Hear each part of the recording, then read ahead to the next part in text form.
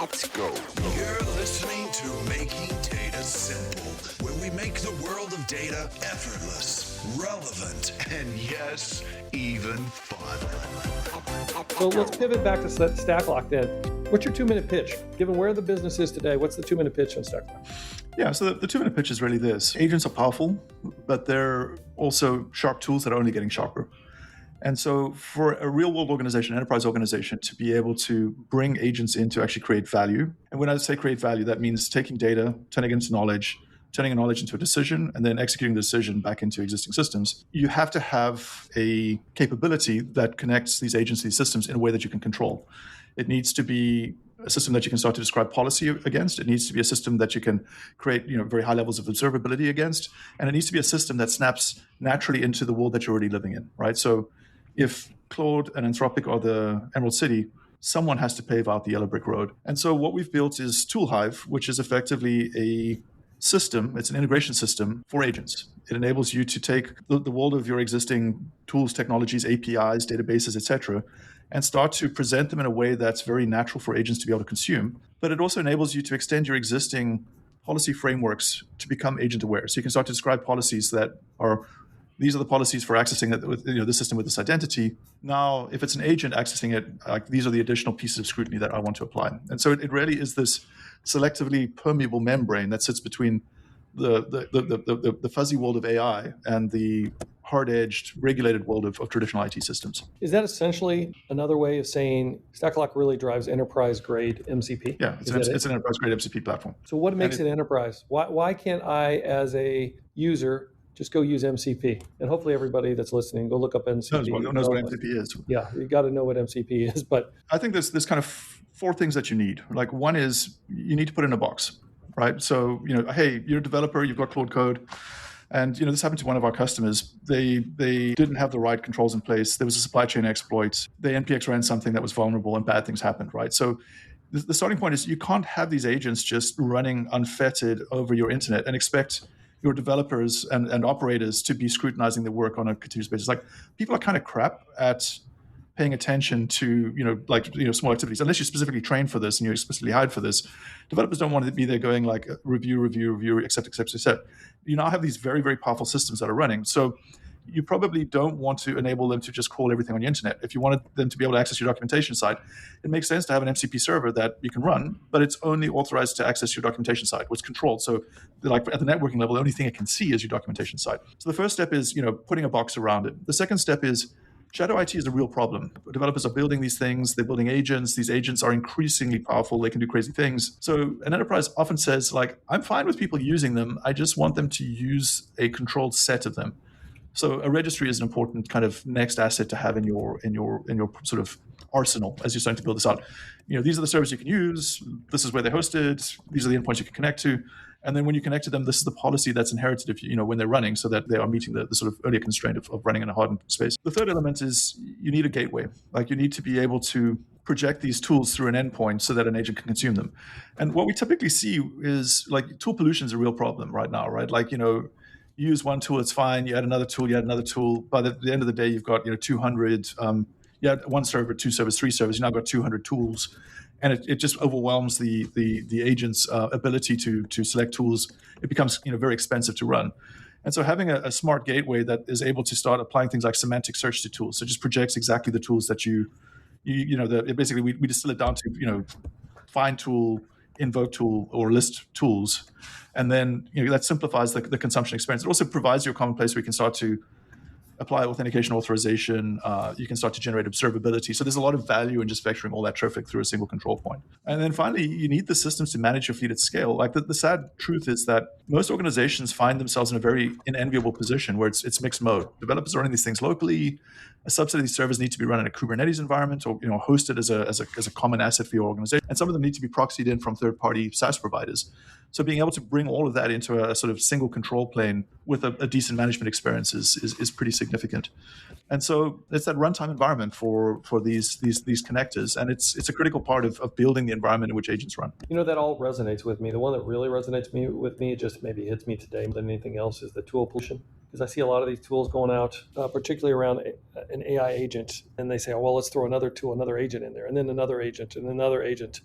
And pretty soon, it's proliferating. I mean, it's losing its meaning because now it's a one size fits all. I don't know if you're seeing that, and also, Oh yeah.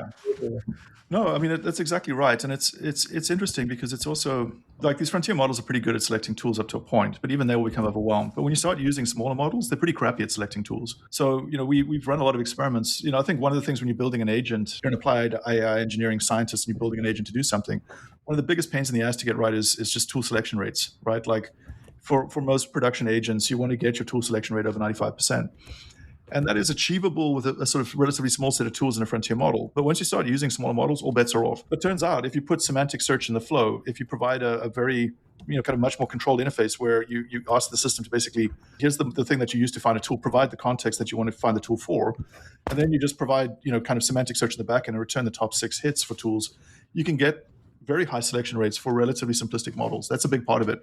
There's context bloat, like input tokens aren't free. You start looking at these systems which are jamming 100,000 input tokens into the context window. You're paying for that, but it's also degrading the self-attention mechanisms of the model because you just got all of the spurious content that's not relevant to the task. So there's so much to unpack here that as you're building real systems that need to call tools, you really need this kind of abstraction. I think that's the argument I need to say up front is to remind everybody as they're trying to put all these AI agents in is the token bloat, the cost bloat. I presume in your reference to smaller models is, and you tell me if I'm wrong or not, but you're pushing towards more smaller models to reduce the inferencing costs at the end of the day. Yeah, I mean, I think it's two things. Inferencing cost is a big angle for a lot of organizations, not for everyone, but for a lot of use cases, like high volume use cases, it does add up.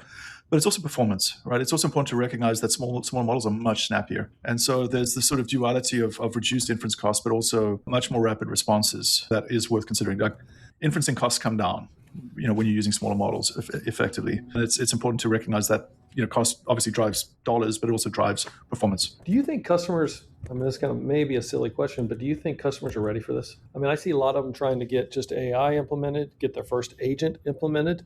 I think absolutely what you've described is something that they've got to move towards, but are they doing it today at scale? It's been interesting for me, and I would describe kind of 3 patterns and one. I'll describe 3 patterns and one trend that I'm seeing for 2026, right? Like I speak to a lot of people and, we're in a lot of conversations with Fortune 500 companies. We're in production with a number of Fortune 500 companies as today. And the kind of 3 patterns that I see is, the first pattern is an organization is they buy Claude, they buy Copilot and VS Code with the Copilot extensions, they buy Cursor, they buy whatever. And then their CISO has a freak out about connectivity and they get hung up. And so that tool starts to look like the same dumb intern every day. Obviously, skills are a really important asset. I think let's not neglect the need for skills as a way to kind of drive the kind of highly relevant context into the context window at the right level. But increasingly, people want these systems to participate in their whole day, not just the It always starts with connect to Jira, connect to GitHub, GitLab, all these things so I can actually start to do work that way from a developer productivity. But then the question is can this thing connect to Datadog? Can it connect to Splunk? I'm debugging this problem. Can I go get the traces directly into this thing? And so I think that the trends here are, kind of unblock the CISO and then sort of enable these systems to start to participate in the whole DevOps cycle, not just the dev cycle where you're actually reasoning about, kind of like an AIOps cycle. That's kind of one trend, one pattern of use I see. A second pattern of use I see is kind of agent building use cases where, an organization will often have bought there was a profligacy of purchasing. There was a sort of excess of budget in 2025. And, folks were buying ahead of capabilities. Something demoed well, they just buy it. And then they'd figure out how to deploy it and integrate it. And I think there's, a lot of these tools have been in the ecosystem long enough that there's this sort of moment of disillusionment because they're not getting them well integrated. And so a lot of teams are sort of pulling back and asking the question, could I build this myself, with the great frontier model? Like right now I'm using XYZ SaaS system. I'm not in the value engineering loop. I'm jumping through a bunch of hurdles to do all these integrations. I'm not happy with the performance. Would I be better off just having a frontier model, some good tools, and a reasonably structured platform to run it? So I think the sort of second use case is that agent building use case. And then the third place where I see a lot of use of this is in kind of MCP-ifying existing properties. So you're a SaaS provider. Your customers want to start consuming and having a good experience when using your product through the lens of a Claude or an OpenAI or whatever. So how do you actually start to produce that capability? So I see a lot of people engaging across all 3 of those. Overwhelmingly, most of my conversations last year towards the end were that bucket 1, developer productivity. But I do see a lot more people starting to kind of push towards that sort of second bucket and third bucket as well. And then in terms of the trends, one thing I am seeing is this kind of get real moment with enterprises where They're very nervous. The landscape is constantly shifting. Like the OpenAI was the hotness, now Claude's the hotness. Maybe next month Gemini is going to be the hotness. We just don't know, where to make bets. And each of these systems are getting kind of more and more difficult to kind of integrate and kind of have more and more unique kind of integration points. And then they've got fatigue with a lot of the SaaS systems, and so there is this trend towards open source foundations, and a lot of very big organizations are starting to charter their platform teams with an open source build out. Everyone I talk to encounters the point where they're like, okay, this is great, but I have to connect this to real world systems. What do I do? And that's where we step in and say, hey, we like MCP. We're not joined at the hip. There might be other ways, other protocols, other things, and you'll notice that MCP isn't in the name of the company or in the product.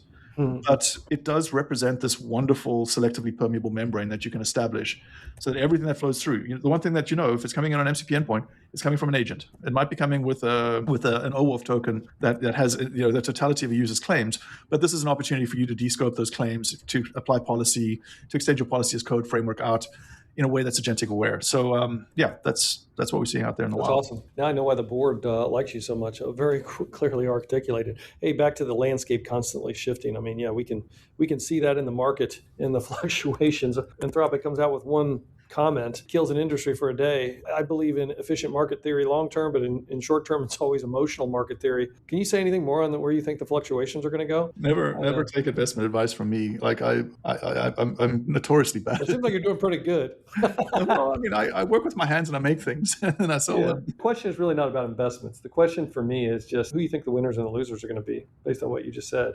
I'll pick 2 winners and 1 loser. I'm very long on Google because Google it really has the deck stacked in their favor, right? Like they have, first and foremost, they have distribution, which like is always hard to accomplish.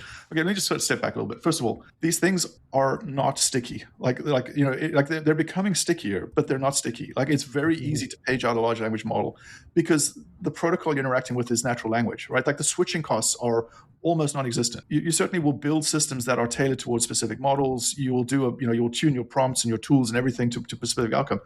But the structural lock-in, with the in terms of the actual LLM is almost non-existent. Any structural lock-in we see will be more around, hey, I want to run this model on my own kind of infrastructure. I'm not going to use this. So I think it's important to recognize it's very fluid and will be fluid for some time. And I think there'll be one big winner in the consumer space and there'll be one big winner in the enterprise space.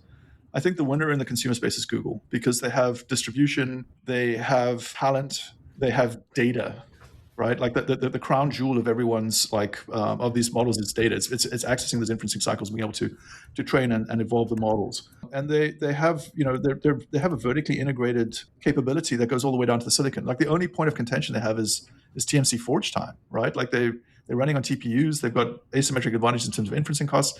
They've got this kind of nuclear powered money printing press, which is their ads business.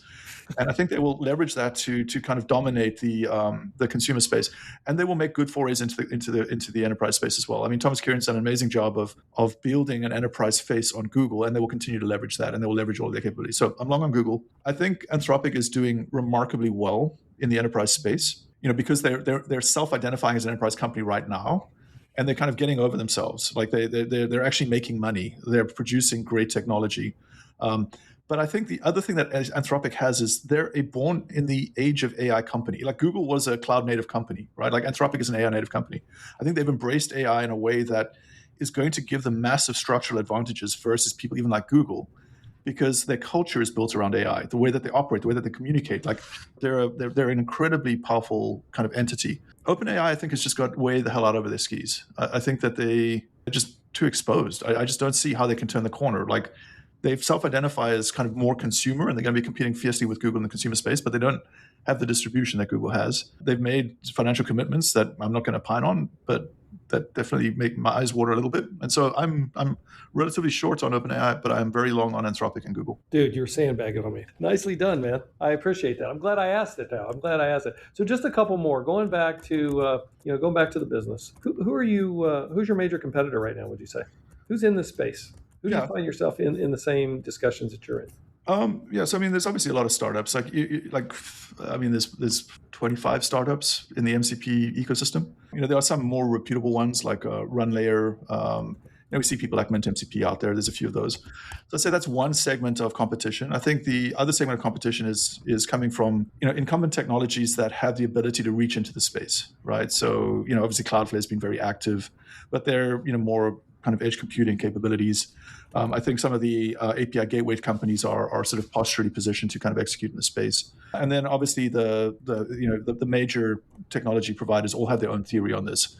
And so within a given ecosystem, like within the Amazon ecosystem, they've got some really robust capabilities. Pick the technology. I'm sure IBM has its own kind of theory on this. Yeah, I mean, there's a lot of different views on it. I would say that where we tend to succeed, I think, one is coming in with a pure open source narrative on day one has been very healthy for us, because there's always the skepticism when you're interacting with a startup. Why are they going to be there in 5 years? And if you're building on an open source core, it creates this view that, hey, with agents becoming as powerful as they are, you could always operate this yourself if things get really weird. We made the awkward and difficult decision to offer what we're building as packaged software rather than as a SaaS. And there's a lot of postural advantages to building SaaS systems. Everyone knows that. We've just come out of the epoch of SaaS. But the companies that I work with, these big regulated organizations, these semiconductor companies, the banks, telcos, they're not going to egress all of this data through a startup's SaaS endpoint. It's just not going to happen, right? Does that mean they're coming back to sovereign? Is that what they're doing? The pendulum is swinging a little bit, right? Like, I think the operating topology for organizations is getting pretty wild. Cloud obviously dominates these workloads. Most of the people I work with, they have agreements with the major providers. A lot of them are working with hosted versions of the models, right? So they'll run it on Bedrock or something like that. But the point is, it's not just coming on prem. They don't want the data exiting their VPC on Amazon. They don't want it exiting their security domain. They don't want the calls between the agents that they're running on something like Bedrock and the applications that are running on kind of EKS to be hairpinned through a third-party organization SaaS endpoint. It's just a non-starter. And so being able to create value behind the firewall, behind the VPC boundary has been something that we've been very focused on. And it's funny. You talk to a lot of these folks, and having a SaaS system is an instant disqualifier. You have to have a package system that can run a managed service that runs in their VPC. Just starting from there has been really key. And then I think the third part of it is we've been very boring in terms of our approach. Like, there's a lot of great technologies out there. Containers have a lot of value for packaging and distribution. There's a lot of good technologies that handle authentication authorization. And so looking at adapting what exists to this world rather than trying to just build everything whole cloth has been very successful for us. So what have we not asked, or what have I not asked that you wish I would have? I don't have anything much. I mean, I'm glad that we had a chance to talk about our business. I appreciate that. Where can folks reach you? Well, the best place is on LinkedIn. I always like to hear from people. So Craig McLuckie on LinkedIn. You can find me there. There may be other Craig McLuckies, but I'm pretty obvious. And then just hit us up at stacklok.com. That's STACKLOK.com. So we left out the second C. We're trying to be hip. And we'd love to, there's, all of the contact details are available there, and we'd love to hear from folks. What's your goal for this company? I mean, if we interview in like 2 years, what do you hope to be saying? What's the rhetoric then? I would like to emerge as a sort of standard for systems integration. I'd like to see the open source core that we've built be adopted and embraced by a wide array of folks. I'd like to see us creating real value. And I would like some people to start to point to us and say, like Stacklok was what stood between us and Judgment Day, the Terminator. This is the system that enabled us to assert controls that let us benefit from these technologies in a way that's superpowered the business while asserting the controls that are necessary to do that in a responsible way. Say one more thing on open source. I mean, I know you've been an open source advocate for a long time, although all the models we have today, the frontier models are closed, proprietary. You're adding that layer on top, built on open source perhaps, but then you add the governance, etc. I mean, can open source still win? I mean, where's it at today? Yeah, I mean, it is interesting because open source is a fascinating lever in business. I don't have any zealotry around anything. Like, I've built SaaS products and I love building SaaS products. In fact, if I had my druthers, I'd prefer to build SaaS products. Like, it's lovely to see what people are doing with your system, and it reduces your kind of cost of sales radically if you can just kind of turn this stuff on. I've built open source, I've built packaged software, I've built a bunch of things. Open source has a lot of postural advantages in terms of engagement. Like, when you want to establish something that we've got really kind of broad ambitions. Open source is definitely the way to go. But obviously, the downside to it is over time, your R&D becomes someone else's R&D, right? Like you're it's like, I think of it as almost like it's like credit card debt, like you get something today, but then you have to pay it down later. And the one thing that open source really struggles with is your margins over the longer haul, right? Like once you start to achieve deep kind of use of the technology, you create opportunities for competitors to just take your technology, fork it, or just offer support on it if it's a community-based project. And so the margins definitely worry me.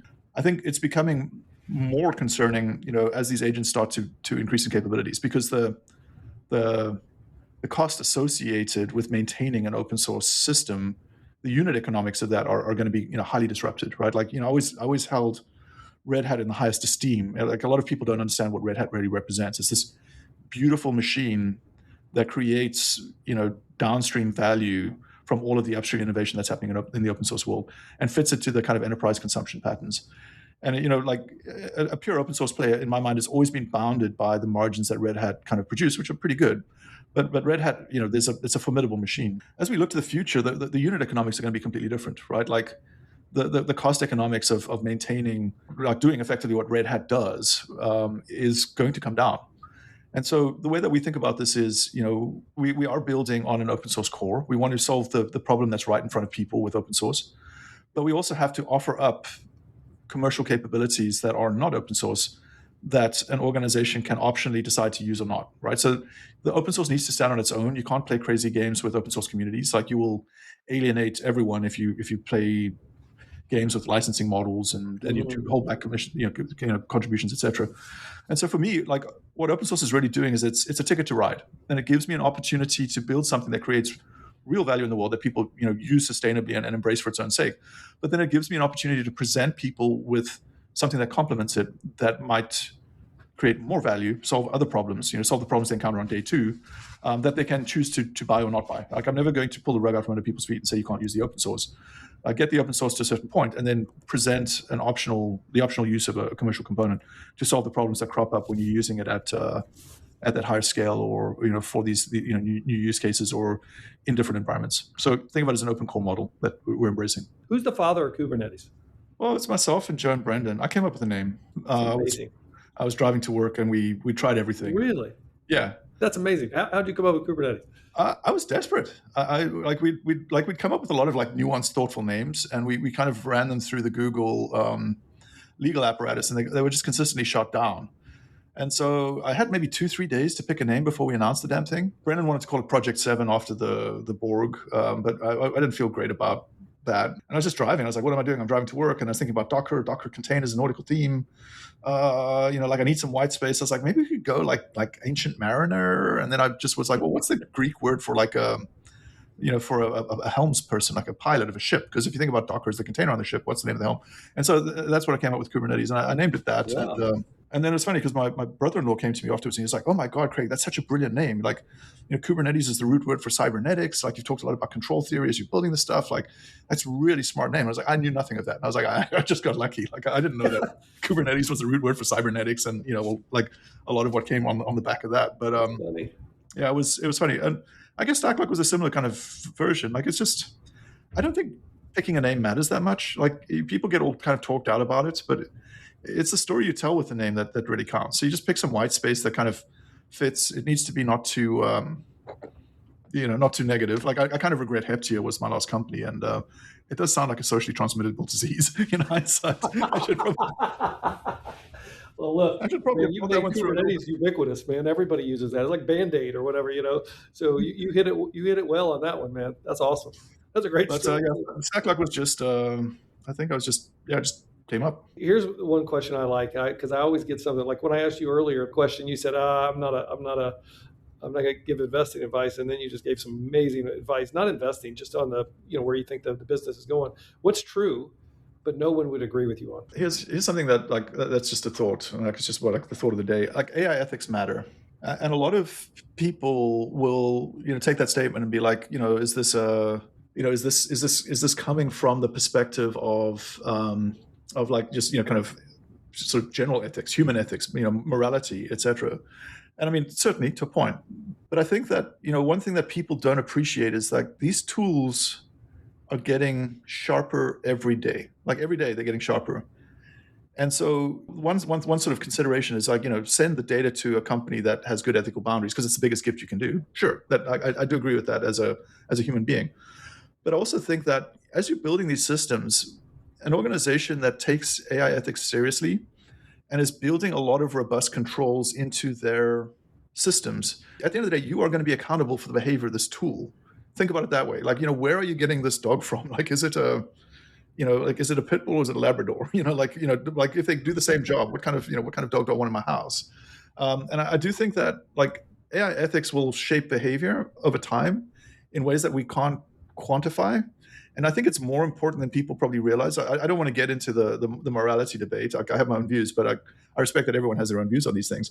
But actually, there's a very pragmatic story here, which is, like watching agents trying to, run reputational hit jobs on people in the community. Like you can see where this is going, and having robust controls built in and sort of encapsulated in the foundation models themselves, I think is going to matter a lot in the next 2 years. Man, I could ask you so many more questions. We could go down Kubernetes. We could do all kinds of different stuff, but I'm going to ask you the simplest question and we'll end here. What do you do for fun?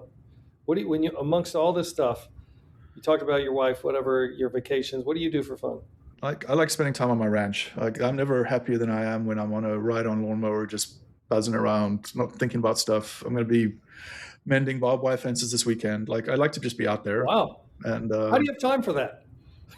Well, you make time? No, I mean it's like it's not. I was saying ranch is a grandiose term for what I have. It's like it's a property. It's out there. I just like being out in the sticks. I like being disconnected. I like doing things. Just being out in the outside and doing things with my hands instead of doing things with my head.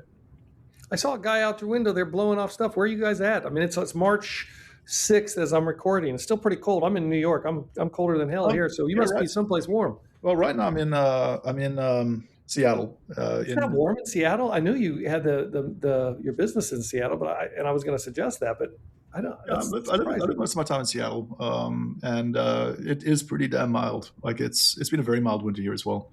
It's been a very, very easy winter for us. So yeah, it's probably 60 degrees out there, 55, 60 degrees. Hey, thank you for being on the podcast. You are an amazing individual, particularly for somebody that's had this much success.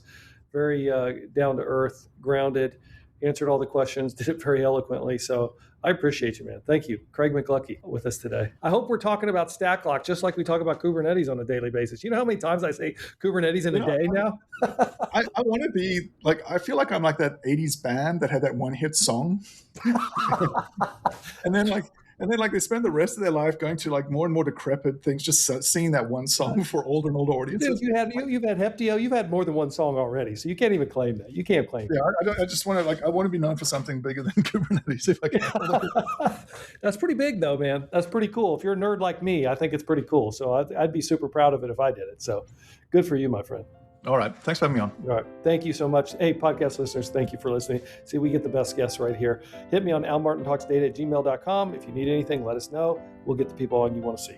See you later. Bye-bye.